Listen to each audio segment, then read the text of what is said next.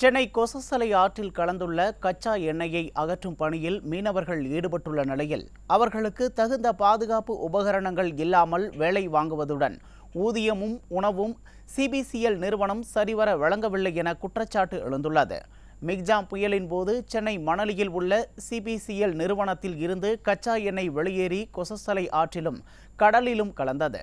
இதனால் மீன்கள் செத்து மிதந்ததால் மீனவர்களின் வாழ்வாதாரம் கேள்விக்குறியாகியுள்ளது. இந்த நிலையில் 75க்கும் மேற்பட்ட படகுகள் மூலம் 300 வேலையாட்களை பயன்படுத்தி கச்சா எண்ணெயை அகற்றி வருவதாக மாசு கட்டுப்பாட்டு வாரியத்தில் சிபிசிஎல் நிறுவனம் தெரிவித்திருந்தது. ஆனால் எண்ணூர் கொசஸ்தலை ஆற்றில் கலந்துள்ள கச்சா எண்ணெயை அகற்றும் பணியில் நெட்டுக்குப்பம், காட்டுக்குப்பம் பகுதியைச் சேர்ந்த மீனவர்கள் பணியமர்த்தியுள்ளது.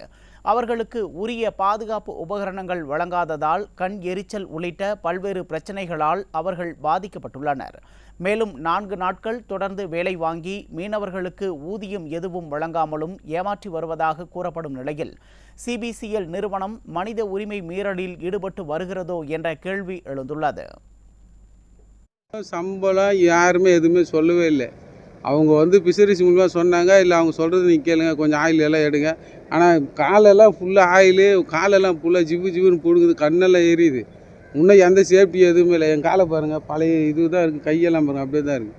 எதுவுமே தரவே இல்லை எங்களுக்கு. நாங்கள் 3 நாள் வேலை செய்கிறோம். எங்களுக்கு முன்னே காட்டுக்குப்பம் கிராமம் ஒரு 4 நாள் வேலை செஞ்சிட்ருக்காங்க.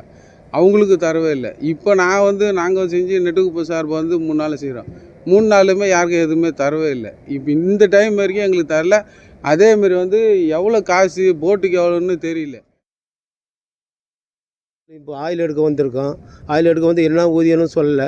ஆனால் ஆயில் எடுக்கும்போது நேற்றெல்லாம் எடுத்து கண்ணெல்லாம் பழுத்து போச்சு, அப்படியே சூடாகி. அப்புறம் நாளைக்கு நேற்று அதெல்லாம் சரி பண்ணி கண்ணு குளிச்சுட்டு மறுபடியும் வந்துக்கிறோம். இன்னும் எங்களுக்கு சம்பளம் பற்றி எதுவுமே சொல்லலை.